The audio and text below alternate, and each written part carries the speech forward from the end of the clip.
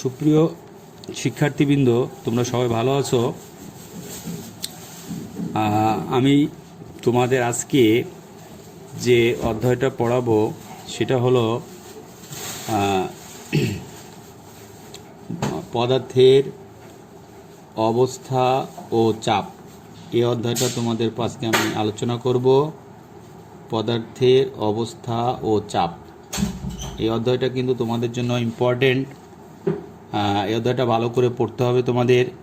পদার্থের অবস্থা ও চাপ, এই অধ্যায়টা থেকে তোমাদের প্রথম যে জিনিসটি শিখতে হবে সেটা হলো, একটু দেখে নাও সবাই, সেটা হলো 5.1 পঞ্চম অধ্যায়ে তোমাদের অনুচ্ছেদ 5.1 লেখা আছে চাপ। প্রথমে তোমাদের যেটা শিখতে হবে সেটা হলো চাপ। চাপ বলতে কি বোঝায়, তাই না? চাপের ইংলিশটা হলো প্রেশার। এখন তোমাদের প্রশ্ন, চাপ কি? চাপ সম্পর্কে তোমাদের ধারণাটা থাকতে হবে, চাপের ধারণাটা ক্লিয়ার রাখতে হবে। চাপের সংজ্ঞাটা একটু সবাই খাতায় লিখে নাও। চাপটা হলো কোনো বস্তুর প্রতি একক ক্ষেত্রফলের উপর প্রযুক্ত বল, তাকে চাপ বলা হয়। কোনো বস্তুর প্রতি একক ক্ষেত্রফলের উপর প্রযুক্ত বলকে চাপ বলে। সবাই বুঝতে পেরেছো নিশ্চয়ই যে চাপ হলো একক ক্ষেত্রফলের উপর প্রযুক্ত বল, ফোর্স। একক ক্ষেত্রফলের উপর প্রযুক্ত বলটাই হলো চাপ। যেমন তুমি যে জিনিসটি গাণিতিকভাবে আমরা লিখতে পারি, দেখো, মনে করো একটা বস্তুর ক্ষেত্রফল এ। একটু সবাই খাতায় লিখবে আর কথাগুলো ভালো করে শুনবে। ক্ষেত্রফলের উপর প্রযুক্ত বল, এভাবে লিখবা। ক্ষেত্রফলের উপর প্রযুক্ত বল সমান সমান এফ মনে করি। তাহলে একক ক্ষেত্রফলের উপর প্রযুক্ত বলটা কত হবে? F/A। তাহলে একক ক্ষেত্রফলের উপর প্রযুক্ত যে বল সেটাকে আমরা বলবো কি বলো তো? চাপ। সুতরাং চাপ P = লেখা যায় কি? P = F/A। চাপ বল বাই ক্ষেত্রফল। এটা কিন্তু চাপের সমীকরণ হলো, এবং চাপের যে গাণিতিক সম্পর্ক সেটাও কিন্তু আমরা পেলাম। ঠিক আছে? তাহলে চাপ কি লিখেছি? বল বাই ক্ষেত্রফল। তার মানে একক ক্ষেত্রফলের উপর প্রযুক্ত বলটাকেই চাপ বলে। সবাই ওকে? এখন তোমাদের যেটা জানতে হবে, বলতে পারো স্যার চাপ কি মাপা যায়? বলবে হ্যাঁ, চাপ পরিমাপ করা যায়। এখন সবাই লিখে নাও, চাপ পরিমাপ করার একক। চাপ পরিমাপের একক কি? তাহলে প্রথমে লিখে নাও চাপ পরিমাপের একক। চাপ পরিমাপের একক তিনটে পদ্ধতিতে আমরা বের করতে পারি। প্রথম হলো, লিখে নাও, সিজিএস পদ্ধতিতে চাপের একক। সিজিএস পদ্ধতিতে চাপের একক লিখবে। বলের একক কি বলো তো? ডাইন। ক্ষেত্রফলের একক কি? Centimetre square. তাহলে সিজিএস পদ্ধতিতে চাপের একক হবে ডাইন পার সেন্টিমিটার স্কোয়ার। আর এমকেএস পদ্ধতিতে চাপের একক হবে, বলের একক নিউটন, ক্ষেত্রফলের একক মিটার স্কোয়ার। তাহলে এমকেএস পদ্ধতিতে চাপের একক হবে নিউটন পার মিটার স্কোয়ার। আর নিউটন পার মিটার স্কোয়ারকে সংক্ষেপে আমরা বলি প্যাসকেল। এটাকে PA দ্বারা প্রকাশ করা হয়। তাহলে এমকেএস পদ্ধতিতে চাপের একক কিন্তু প্যাসকেল, অনেকেই তোমরা জানো। আর প্যাসকেলটা না লিখে আমরা নিউটন পার মিটার স্কোয়ার কথাটাও বলতে পারি। আর একটা পদ্ধতিতে চাপের সমীকরণ তোমাদের জানতে হবে, সেটা হলো FPS। FPS পদ্ধতিতে চাপের একক কী হবে? যেমন বলের একক হবে পাউন্ডাল। বলের একক হলো পাউন্ডাল, পার ক্ষেত্রফলের একক হবে ফিট স্কোয়ার। তাহলে FPS পদ্ধতিতে চাপের একক হবে পাউন্ডাল পার ফিট স্কোয়ার। সবাই বুঝতে পেরেছ? তাহলে চাপ কি, চাপের একক কি, তারপরে আমরা চাপ পরিমাপের যন্ত্রটাও তোমাদের জানতে হবে। চাপ পরিমাপের যন্ত্রের নাম হলো ব্যারোমিটার। ব্যারোমিটার কি তাও তোমরা বুঝতে পেরেছ? ব্যারোমিটারের সাহায্যে চাপ পরিমাপ করা হয়। এখন তোমাদের যে জিনিসটি জানতে হয় সেটি পরীক্ষায় কিন্তু অনেক সময় ক নম্বরে থাকে, যে চাপের একক কি? প্যাসকেল। 1 প্যাসকেল চাপ বলতে কি বোঝায়? এটা কিন্তু অনেক সময় পরীক্ষায় থাকতে পারে, যে 1 প্যাসকেল কথাটার অর্থ কি, বা 1 প্যাসকেল অথবা 1 নিউটন পার মিটার স্কোয়ার, এই কথাটা কিন্তু একই। 1 প্যাসকেলও যা, আর 1 নিউটন পার মিটার স্কোয়ার কথাটাও কিন্তু একই। তাহলে 1 প্যাসকেল বা 1 নিউটন পার মিটার স্কোয়ার বলতে কি বোঝায়? এটা উত্তরটা লিখবা এভাবে, যে কোনো বস্তুর 1 মিটার স্কোয়ার ক্ষেত্রফলের উপর প্রযুক্ত বল যদি 1 নিউটন হয়, তাহলে প্রযুক্ত চাপের পরিমাণ হবে 1 প্যাসকেল। অর্থাৎ 1 প্যাসকেল বলতে বোঝায় 1 মিটার স্কোয়ার ক্ষেত্রফল বিশিষ্ট কোনো বস্তুর উপর প্রযুক্ত বলের পরিমাণ 1 নিউটন। সবাই ক্লিয়ার? 1 মিটার স্কোয়ার ক্ষেত্রফল বিশিষ্ট কোনো বস্তুর উপর প্রযুক্ত বলের পরিমাণ হবে 1 নিউটন। তাহলে আমরা 1 প্যাসকেল বা 1 নিউটন পার মিটার স্কোয়ার সম্পর্কে ধারণা পেলাম। আচ্ছা, তাহলে এই পর্যন্ত তোমরা বুঝতে পেরেছ যে প্যাসকেল কি বা 1 নিউটন পার মিটার স্কোয়ার কথাটার অর্থ কী। আচ্ছা, ছোট একটা অঙ্ক তোমরা করতে পারো, একটা গাণিতিক সমস্যার সমাধান। অনেক সময় এই ধরনের অঙ্ক তোমাদের অবজেক্টিভে থাকে, অবজেক্টিভে এই ধরনের গাণিতিক সমস্যার সমাধান করতে হয়। যেমন কেমন, একটু সবাই একটু খাতায় লেখো। এভাবে আমরা সমীকরণটা, আমি খাতায় লিখছি, তোমরাও লিখে ফেলো। মনে করো কোনো বস্তুর উপর লেখো, খাতায় লেখো, কোনো বস্তুর উপর প্রযুক্ত বল 500 নিউটন এবং প্রযুক্ত বল 500 নিউটন এবং ক্ষেত্রফল 10 সেন্টিমিটার স্কোয়ার হলে প্রযুক্ত চাপের পরিমাণ নির্ণয় করো। প্রযুক্ত চাপের পরিমাণ নির্ণয় করো। প্রযুক্ত চাপের পরিমাণ নির্ণয় করো। সবাই অঙ্কটা লিখে নাও খাতায়। প্রযুক্ত চাপের পরিমাণ প্রযুক্ত ওর আবার কী হলো? হ্যাঁ, তাহলে শোনো, তাহলে অঙ্কটা হলো যে 100 সেন্টিমিটার স্কোয়ার হলে প্রযুক্ত চাপের পরিমাণ নির্ণয় করো। এটা তোমরা একটু লিখে নাও খাতায় সবাই, অঙ্কটা দেখো। তাহলে আমি কি বলছি আবার দেখো, কোনো বস্তুর উপর প্রযুক্ত বল 500 নিউটন এবং ক্ষেত্রফল 10 সেন্টিমিটার স্কোয়ার হলে প্রযুক্ত চাপের পরিমাণ নির্ণয় করো। তাহলে অঙ্কটা করে দিই, দেখো সবাই খাতায় লিখে নাও, সবাই একটু খাতায় লিখে নাও। লিখবা এখানে, এইভাবে লিখবা, এখানে বল, প্রযুক্ত বল F = কত বললাম? 500 নিউটন। ক্ষেত্রফলটা কিন্তু একটু সমস্যা হলো, ক্ষেত্রফলের যে মানটা দেওয়া আছে সেটা হলো সেন্টিমিটার স্কোয়ারে। তাহলে তুমি সেন্টিমিটার স্কোয়ার লিখবে, A = 10 সেন্টিমিটার স্কোয়ার। 10 সেন্টিমিটার মানে কি? 10/100 গুণ 1/100 কী হবে? Metre square. তাহলে দেখো এভাবে কিন্তু আমরা সমীকরণটা লিখতে পারি। 10/100 গুণ 1 মানে সেন্টিমিটার স্কোয়ার 2/100 ভাগ। তাহলে সমান সমান লেখা যায় কি জানো? 10 গুণ 10⁻⁴ মিটার স্কোয়ার। এটা হলো ক্ষেত্রফল। সেন্টিমিটার স্কোয়ার থাকলে মিটার স্কোয়ার কিন্তু এভাবে কনভার্ট করতে হয়। আর তোমাদের যেটা জানতে হবে, সময়টা কি? আচ্ছা দেখো, তাহলে আমরা যে সমীকরণটা এখন যে অঙ্কটা করতে হবে, সমাধানটা দেখব। তাহলে ক্ষেত্রফলটা সবাই লিখে নাও। তারপরে যেটা বের করতে বলেছে সেটা হলো চাপ। চাপের মানটা তোমাকে বের করতে হবে। প্রযুক্ত চাপ P, এটার মানটা কত? এই, তাহলে সবাই দেখে নাও যে চাপের মানটা আমরা কিভাবে লিখব। আচ্ছা, তাহলে দেখো এখান থেকে যে জিনিসটি আমরা পেলাম সেটা হলো যে চাপের সমীকরণটাকে খাতায় লেখো। আমরা জানি প্রযুক্ত চাপ, লেখো চাপ P = কি লিখবা? আমরা জানি, লেখো, আমরা জানি চাপ সমান সমান কি? আমরা জানি চাপ P = বল বাই ক্ষেত্রফল। এভাবে লেখো, চাপ = বল বাই ক্ষেত্রফল। ঠিক আছে, চাপ = বল বাই ক্ষেত্রফল। দেখো চাপ = বল বাই ক্ষেত্রফল। দেখো তাহলে সবাই দেখো, তাহলে চাপ = কি লিখলাম? চাপ = বল বাই ক্ষেত্রফল। ঠিক আছে, তাহলে এখানে মানটা বসিয়ে দাও। সমান সমান বলের মানটা কত? 500 নিউটন ডিভাইডেড বাই ক্ষেত্রফলটা কত? 10 গুণ 10⁻⁴।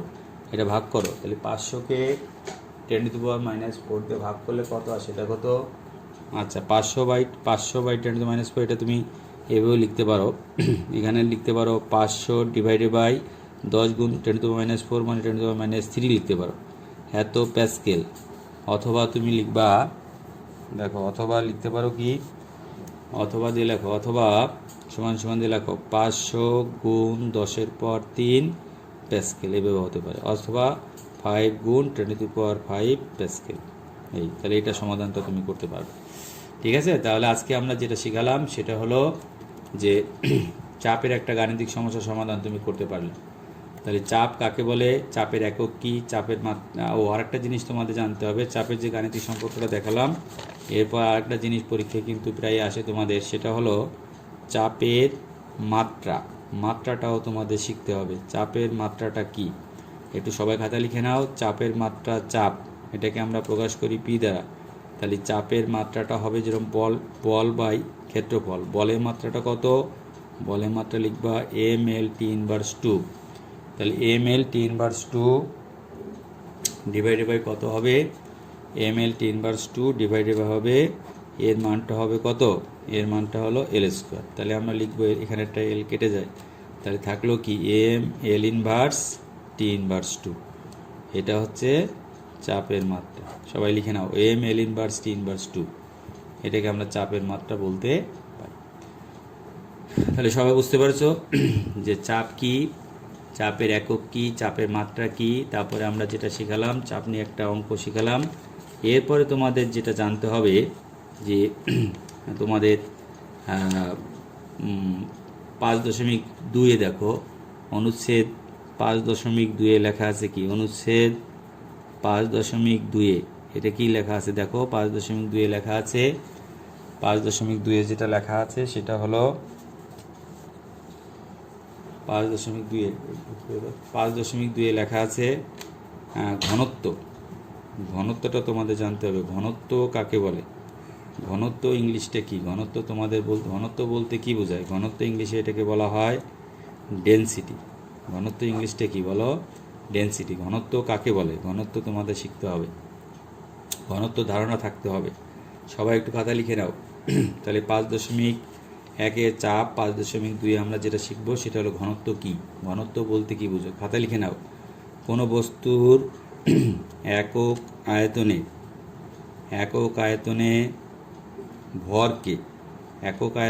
ভরকে ঘনত্ব বলা হয়। কোনো বস্তুর প্রতি একক আয়তনের ভরকে ঘনত্ব বলে।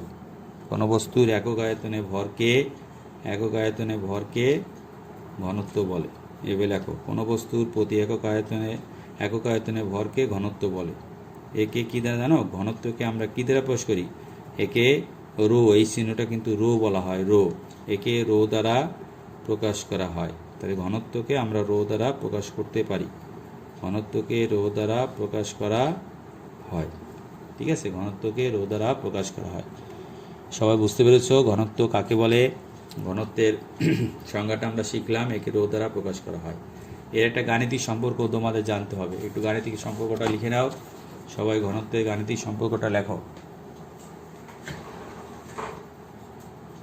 ঘনত্বের গাণিতিক সম্পর্কটা কি দেখো, সেটা হলো, ঘনত্বের গাণিতিক সম্পর্কটা হলো দেখো, মনে করো কোনো বস্তুর আয়তন ভি, তাই লেখো ভি আয়তনে, একটা বস্তুর আয়তন যদি ভি হয় তাহলে ভি আয়তনে ভর সমান সমান লেখো এম কেজি। এভাবে লেখো, ভি আয়তনে ভর কত, এম কেজি। তাহলে একক আয়তনে ভর হবে m/v। তাহলে একক আয়তনে যে ভর ওটাকেই ঘনত্ব বলা হয়। তাহলে ঘনত্ব রো সমান সমান লিখবো কি বলো তো, m/v। ঘনত্ব রো ইকুয়াল টু m/v। তাহলে এটা কিন্তু একটা গাণিতিক সম্পর্ক আমরা পেলাম, এই ঘনত্ব রো ইকুয়াল টু m/v। ঠিক আছে, তাহলে এখন ঘনত্ব যে সম্পর্কটা আমরা লিখলাম, এখান থেকে তোমাদের আরেকটা জিনিস জানতে হবে, সেটা হলো ঘনত্বের একক। ঘনত্বের এককটা কিন্তু তোমাদের শিখতে হবে। ঘনত্বের একক কাকে কি বলতে কি বোঝায়, ঘনত্বের একক কি। যেরকম আমরা ঘনত্বের একক কিন্তু 3টে পদ্ধতিতে বের করতে পারি। একটা হলো সিজিএস, তাহলে খাতা লিখে নাও, সিজিএস পদ্ধতিতে ঘনত্বের একক হলো, লেখো সিজিএস পদ্ধতিতে ঘনত্বের একক কি হবে বলো তো, যেমন ভরের একক হচ্ছে গ্রাম, আয়তনের একক হলো সেন্টিমিটার কিউব, মানে সিসিও লিখতে পারো। সিজিএস পদ্ধতিতে ঘনত্বের একক হলো গ্রাম পার সিসি, এটা মনে রাখবা। সিজিএস পদ্ধতিতে ঘনত্বের একক কি বলবা, গ্রাম পার সিসি। ঠিক আছে, সিজিএস পদ্ধতিতে ঘনত্বের একক হবে গ্রাম পার সিসি। তারপরে লিখবা এমকেএস পদ্ধতিতে ঘনত্বের একক হবে ভরের একক, যেমন কেজি, আয়তনের একক মিটার কিউব। তাহলে লিখবা কি, KG per metre cube. MKS পদ্ধতিতে ঘনত্বের একক হবে কেজি পার মিটার কিউব। আর এফপিএস পদ্ধতিতে লিখবা, এফপিএস পদ্ধতিতে ঘনত্বের একক কি, ভরের একক হবে পাউন্ড, আর আয়তনের একক হবে ফিট কিউব। এই যে পাউন্ড পার ফিট কিউব। তবে এর থেকে সব থেকে বেশি তোমাদের যেটা লাগে সেটা বেশি কাজে লাগে, যেরকম আমরা এমকেএস পদ্ধতিতে ঘনত্বের এককটা কিন্তু আমাদের সবসময় কাজে লাগে, বুঝতে পেরেছো? তো ঘনত্বের একক এমকেএস পদ্ধতিতে কত বললাম, কেজি পার মিটার কিউব। তাহলে ঘনত্বের একক কেজি পার মিটার কিউব, এটা কিন্তু ইম্পর্টেন্ট, এটা কিন্তু আমাদের কাজে লাগবে, কেজি পার মিটার কিউব। তাহলে এই কেজি পার মিটার কিউব এটা কিন্তু ঘনত্বের একক, বুঝতে পেরেছ? আচ্ছা, অনেক সময় আমরা জানি, যেমন নর্মালি এটাও কিন্তু অনেক সময় পরীক্ষা আসে, যেমন পানির ঘনত্ব 1000 কেজি পার মিটার কিউব বলতে কি বোঝায়, এটা কিন্তু পরীক্ষায় থাকতে পারে, বা এই ধরনের প্রশ্ন থাকে যে ঘনত্ব এত কেজি পার মিটার কিউব বলতে কি বোঝায়। তাহলে উত্তরটা কি লিখবো জানো, যে পানির ঘনত্ব 1000 কেজি পার মিটার কিউব, কথাটির অর্থ হলো যে পানির 1 মিটার কিউব আয়তনে ভর হলো 1000 কেজি। তাহলে 1 মিটার কিউব আয়তনে ভর যদি 1000 কেজি হয়, তাহলে পানির ঘনত্ব হবে 1000 KG per metre cube. 1 metre cube মানে একক আয়তন, 1 মিটার কিউব আয়তন বা একক আয়তনে পানির ভর হলো 1000 কেজি, শেষ, সহজ। এরকম বিভিন্ন পদার্থের ঘনত্ব কিন্তু ভিন্ন ভিন্ন, তাই পদার্থ ভিন্ন, ঘনত্ব ভিন্ন।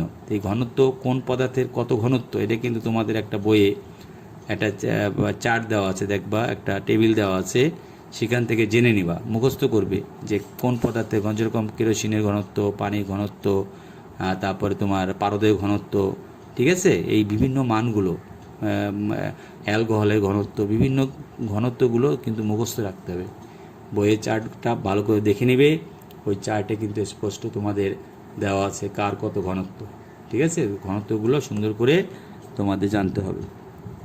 এই তাহলে ঘনত্ব কাকে বলে, ঘনত্বের একক কি, আরেকটা জিনিস তোমাদের জানতে হবে, সেটা হলো ঘনত্বের মাত্রা। ঘনত্বের মাত্রাটা একটু খাতায় লিখে নাও, ঘনত্বের মাত্রা কত, খাতায় লিখে নাও, ঘনত্বের লেখো, ঘনত্বের মাত্রা, এটা তোমাদের লাগবে, ঘনত্বের মাত্রা লাগবে। তো ঘনত্বের মাত্রাটা কীভাবে বের করবো, ঘনত্বের মাত্রা এটাকে আমরা রো দ্বারা প্রকাশ করব। ঘনত্বের মাত্রা হলো, ঘনত্বকে কিন্তু রো দ্বারা প্রকাশ করে, তাহলে ঘনত্বের মাত্রা রো সমান সমান কী লিখবা, এম বাই ভি। তাহলে এম হলো ভরের তো বুঝতে পেরেছ, ভরের মাত্রা এম, আর আয়তনের ক্ষেত্রে লিখবো এল কিউব। তাহলে আমরা ঘনত্বের মাত্রা লিখতে পারি কি জানো, এম এল ইনভার্স 3, এটা লিখবা, সবাই খাতায় লিখে নাও, সুন্দর করে সবাই শিখবে, এম এল ইনভার্স 3। তাহলে ঘনত্বের মাত্রাটা হলো এম এল ইনভার্স 3, ঠিক আছে। তাহলে ঘনত্বের মাত্রা কত বলবো, ঘনত্বের মাত্রা হলো এম এল ইনভার্স 3। এই পর্যন্ত কারো কোনো সমস্যা নেই মনে করি। আচ্ছা, তাহলে আমরা যে জিনিসগুলো পড়ালাম, যে পদার্থের অবস্থা ও চাপ, এই অধ্যায়ে চাপ কি, ঘনত্ব কি, এই দুটো জিনিস আমাদের প্রাইমারি আইডিয়া সবার থাকতে হবে। ঘনত্ব সম্পর্কে ভালো ক্লিয়ার ধারণা রাখতে হবে, চাপের সমীকরণটাও তোমাদের ভালো করে জানতে হবে। চাপ এবং ঘনত্ব এটা কিন্তু একটা ইম্পর্টেন্ট জিনিস, ঠিক আছে। আচ্ছা, আর একটা প্রশ্ন তোমাদের পড়াবো, যেটা হলো অনুচ্ছেদ 5.3 দেওয়া আছে, দেখবা যে 5.3, এটা একটু দেখো, এই প্রশ্নটা অনেক ইম্পর্টেন্ট। এই সমীকরণটা যে আজকে আমরা এটা বের করব, এই সমীকরণটাও তোমাদের কিন্তু কাজে লাগবে, এবং এটা অঙ্ক করতেও এটা অনেক বেশি দরকার, বুঝতে পেরেছো। আবার ঘনত্ব দিয়ে ছোটো একটা অঙ্কও করতে পারো, অনেক সময় কিন্তু তোমাদের ছোট ছোট এমসিকিউ বা সিকিউ প্রশ্ন ভিতরেও কিন্তু এই অঙ্কগুলো থাকে, যেগুলো তোমাদের শিখতে হবে। যেমন তোমাকে যদি বলা হয়, এভাবে আমরা অঙ্কটা করি, সবাই একটু খাতায় লিখে নাও, আমি খাতায় লিখছি, তোমরাও খাতায় লেখো। সেটা হলো পারদের, লেখো, পারদের ঘনত্ব 13.6 গ্রাম পার সিসি। এভাবে লেখো, পারদের ঘনত্ব 13.6 গ্রাম পার সিসি হলে, ঠিক আছে, পারদের ঘনত্ব 13.6 গ্রাম পার সিসি হলে, পারদের ঘনত্ব 13.6 গ্রাম পার সিসি হলে 500 গ্রাম, এভাবে লেখো, 500 গ্রাম ভরের পারদের, 500 গ্রাম ভরের পারদের আয়তন কত হবে, 500 গ্রাম ভরের পারদের আয়তন নির্ণয় করো, এটাই আমাদের প্রশ্ন। 500 গ্রাম ভরের পারদের আয়তন নির্ণয় করো। সবাই একটু খেয়াল করো। তাহলে পারদের ঘনত্ব কত বললাম? পারদের ঘনত্ব হলো 13.6 গ্রাম পার সিসি হলে 500 গ্রাম ভরের পারদের আয়তন নির্ণয় করো।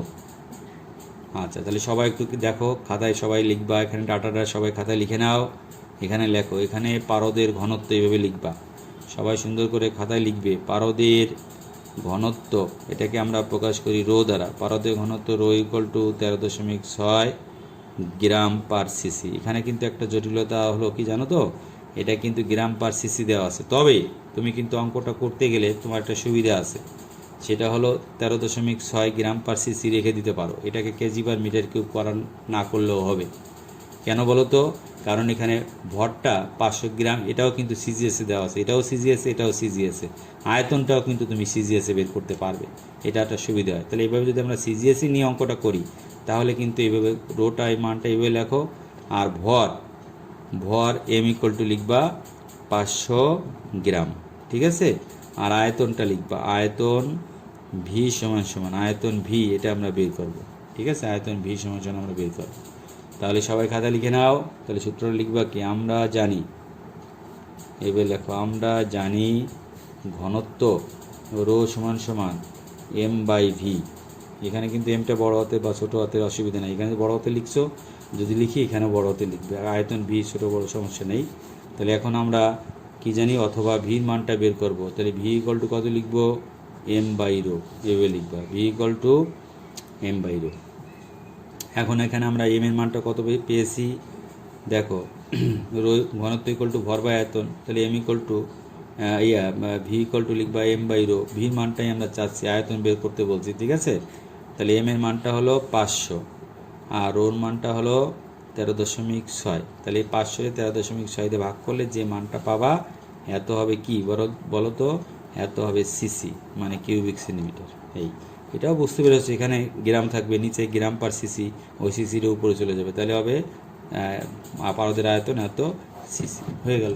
তো অনেক সময় তোমাদের এটাও জানতে হয় যে কিভাবে আমরা সিসিকে মিটার কিউব করতে পারি। সিসিকে কিন্তু মিটার কিউব করতে হয়, সেটা অনেক সময় লাগে। যেমন তোমরা জানো যে সিসিকে মিটার কিউব কীভাবে করে, সিসি বোঝো এক সিতে কিউবিক আর এক সিতে সেন্টিমিটার। তাহলে সিসিতে বোঝাচ্ছে কি? Cubic centimetre. Cubic centimetre Bangla কি? ঘন সেন্টিমিটার। ঘন সেন্টিমিটার মানে হচ্ছে সিসি, কিউবিক সেন্টিমিটার বা ঘন সেন্টিমিটার। তাহলে এক সিসি বা এক কিউবিক সেন্টিমিটার বা এক ঘন সেন্টিমিটার ইজ ইকুয়াল টু আমরা কত লিখতে পারি?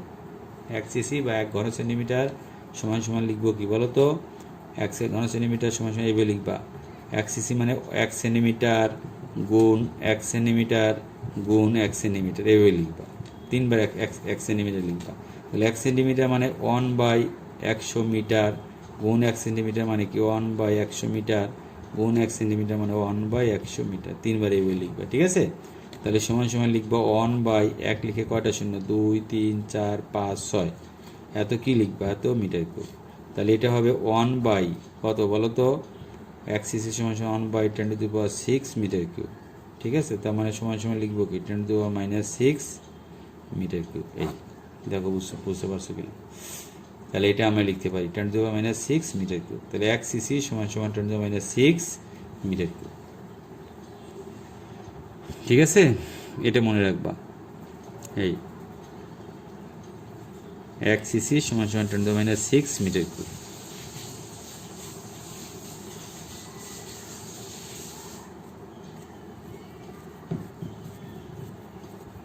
আচ্ছা, সবাই তাহলে অঙ্কটা করতে পারবা, বুঝতে পেরেছো যে এভাবে কিন্তু আমরা আয়তন বের করতে পারি। আর এক সিসি বা মিটার কিউব কীভাবে কনভার্ট করতে হয় সেটাও জানবা। যদি এই অঙ্কটার ভিতরেই তুমি খেয়াল করো, যদি এটা আমরা কেজিতে দেওয়া থাকতো, 500 গ্রাম না বলে 500 কেজি বলতাম, তাহলে কেজি থাকলে এটা গ্রাম পার সিসি হয়, কেজিকে গ্রাম করে নিতে পারতে, অথবা গ্রাম পার সিসিকে আমরা কেজি পার মিটার কিউবে কনভার্ট করতে পারতাম, ঠিক আছে? কেজি পার মিটার কিউবে কনভার্ট করতে পারতাম। তবে এক্ষেত্রে তোমাদের যে একই পদ্ধতিতে সবসময় অঙ্ক করার জন্য তোমাদের বারবার বলা হয় যে একই পদ্ধতিতে যখন তোমরা অঙ্কের ভিতর যখন অঙ্ক করতে হবে, সমাধান করতে হবে, তখন সবসময় একই পদ্ধতি ফলো করতে হবে, হয় সেটা সিজিএস পদ্ধতি হোক অথবা এমকেএস পদ্ধতি হোক। সিজিএস পদ্ধতি হলেও যে আমরা ওই একই নিয়ম ফলো করব, এমকেএস পদ্ধতির ক্ষেত্রেও আমরা একই নিয়ম ফলো করব, ঠিক আছে? সিজিএস বা এমকেএস যে কোনো একটা পদ্ধতিতে নিয়ে তারপর অঙ্ক সমাধান করতে হয়, এটা মনে রাখবো, সবসময় মনে রাখবো। তো পরীক্ষায় অনেক সময় তোমাদের ভুল হয় কি, যে দেখা আছে সিজিএস একটা মান দেওয়া আছে, এমকেএস একটা মান দেওয়া আছে, তোমরা যে মানটা পেয়েছো সেই মানটা ধরেই অঙ্ক করছো, তাহলে কিন্তু সঠিক রেজাল্ট তোমরা পাবে না। এটা খেয়াল রাখবা, সবসময় এটা খেয়াল রাখতে হবে যে সঠিক রেজাল্ট পেতে গেলে তোমাকে অবশ্যই একটা পদ্ধতিতে অঙ্কটা সমাধান আসতে হবে, একটা পদ্ধতিতে অঙ্কটা করতে হবে। ঠিক আছে, তাহলে আরেকটা প্রশ্ন তোমাদের আলোচনা করব, সেটা হলো অনুচ্ছেদ কত বললাম বলো তো, 5.2, 5.3, 5.3টে পড়লে দেখবা এটা একটা মানে ইম্পর্টেন্ট জিনিস। অনুচ্ছেদ 5.3-এ দেওয়া আছে কি দেখো, স্থির তরলের মধ্যে, স্থির তরলের মধ্যে কোনো নির্দিষ্ট বিন্দুতে, স্থির তরলের মধ্যে কোনো বিন্দুতে চাপের মান নির্ণয়, স্থির তরলের মধ্যে কোনো বিন্দুতে চাপের মান নির্ণয়, এটা আমাদের মনে রাখতে হবে। স্থির তরলের মধ্যে কোনো বিন্দুতে চাপের মান নির্ণয়, তাহলে চাপের একটা সমীকরণ আমরা বের করব, একটা তরল যে কতটা চাপ দিতে পারে সেই চাপের একটা সমীকরণ আমরা নির্ণয় করব। তাহলে মনে করো একটা বদ্ধ পাত্রে, এরকম একটা পাত্র, বদ্ধ হোক আর উন্মুক্ত হোক, একটা বদ্ধ পাত্রে কি আছে বলো তো, মনে করো একটা বদ্ধ পাত্রে তরল রাখা আছে, এভাবে একটা তরল একটা পাত্রে রেখেছি ধরে নেই। এখন এই পাত্রে তরলটা রাখা আছে, এই তরলটা পাত্রের তলদেশে কিন্তু একটা নির্দিষ্ট চাপ সৃষ্টি করে, সেই চাপের পরিমাণটা আমরা কিভাবে বের করব সেটাই দেখি। যে মনে করো এই তরলের ক্ষেত্রে আমরা একটা নির্দিষ্ট স্তর বিবেচনা করি, নির্দিষ্ট একটা স্তর, মনে করো এই একটা স্তর আছে, এখানে তরলের উচ্চতাটা ধরে নাও কত বলো, তরলের উচ্চতা আছে এইচ, ঠিক আছে, তরল উচ্চতা এইচ। তাহলে এইচ তরলে, এইচ মানে গভীরতা একটা তরল রাখা আছে, এই তরলটার একটা নির্দিষ্ট ভর আছে। মনে করি এই কথাগুলো একটু লিখে নাও। মনে করি তরলের ভর, মনে করি তরলের ভর সমান সমান এম কেজি, ঠিক আছে। আর তরলের উচ্চতা কত বললাম, তরলের উচ্চতা সমান সমান লেখো এইচ মিটার। আচ্ছা, এক্ষেত্রে তাহলে আমাদের আরেকটা জিনিস জানতে হবে, সেটা হলো এই তরলটার কতটুকু বল অ্যাপ্লাই করেছে, মানে তরলটার ওজন কত। তার মানে এক্ষেত্রে বল এফ ইকুয়াল টু আমরা লিখতে পারি কি বলো তো, MG. F equal to MG মানে তরলটা কতটা ফোর্স বা বল ক্রিয়া করছে, সেক্ষেত্রে F equal to MG. M মানে কি বলো তো, এম মানে ভর, ভর ইকুয়াল টু আবার কি লেখা যায়, আয়তন ইন্টু ঘনত্ব, আয়তন গুণ ঘনত্ব, ভর ইকুয়াল টু আয়তন ঘনত্ব, একটু আগে তোমাদের শেখানো হয়েছে, ইন্টু জি এর মান। তাহলে এখানে তরলের আয়তনটা কত হবে, তরলের আয়তনটা হবে আমরা কীভাবে বের করব, এখানে আরেকটা কথা লিখে নাও, ওই তরলের তলদেশের ক্ষেত্রফল, তরলের তলদেশের ক্ষেত্রফল মনে করো এ মিটার স্কোয়ার।